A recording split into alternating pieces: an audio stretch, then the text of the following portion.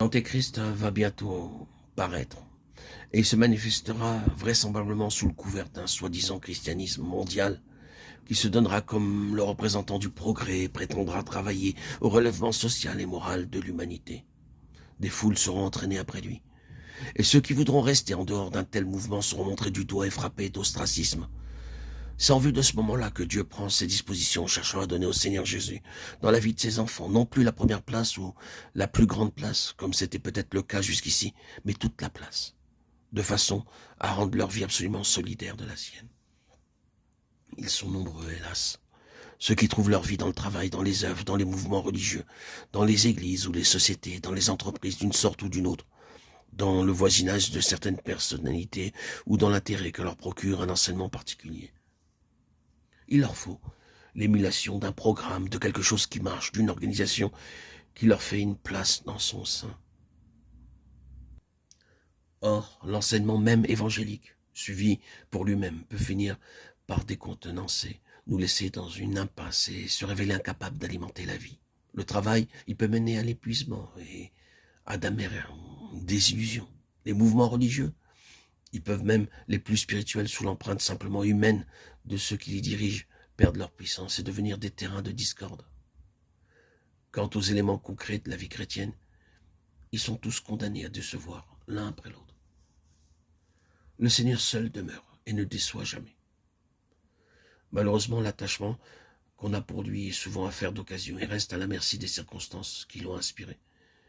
Une personne ou un groupe de personnes, un mouvement spirituel, un endroit, une œuvre, que ces points d'appui viennent à fléchir. La foi chancelle. La personne du Seigneur semble éclipsée. Il en résulte pour la vie spirituelle une douloureuse période d'incertitude et d'obscurité. Ce que nous devons apprendre avant tout et à tout prix, c'est d'avoir en toute chose partie liée avec le Seigneur et de nous faire une bonne foi à la réalité de ce qu'il est et à la plénitude que nous avons en lui. Il faut que sa vie soit la nôtre.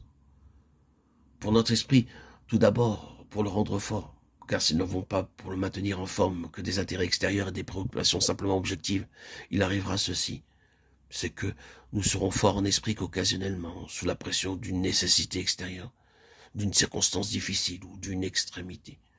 Pour notre intelligence et notre entendement, il nous faut au même degré le Seigneur lui-même et son afflux de vie. Autrement, la vérité restera pour nous quelque chose d'abstrait ou se présentera comme un simple chapelet d'affirmation. Ce dont nous avons besoin, c'est une vérité qui vive et propage la vie. Pour notre corps, enfin, il nous faut sa vie. Nous pouvons être faibles ou forts sur le plan naturel, la question n'est pas là. Elle n'est pas non plus dans un principe de guérison se substituant à l'enseignement de la vérité. Il est facile sur cette voie de devenir l'esclave d'une idée fixe. Non, c'est le Seigneur lui-même qui est notre vie. Soit que nous restions éprouvés par quelque faiblesse physique, soit que nous en soyons affranchis, selon que l'un ou l'autre servira le plus à sa gloire.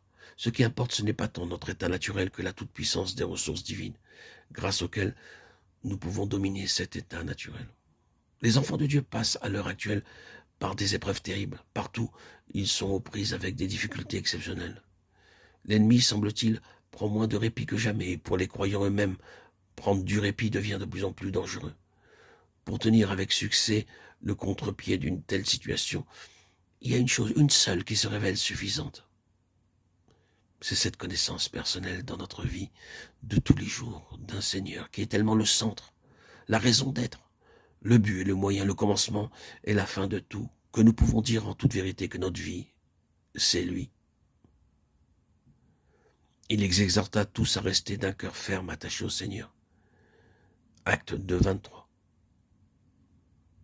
Il n'y a peut-être pas à leur présente de mots d'ordre plus opportuns que cette exhortation de Barnabas aux convertis d'Antioche.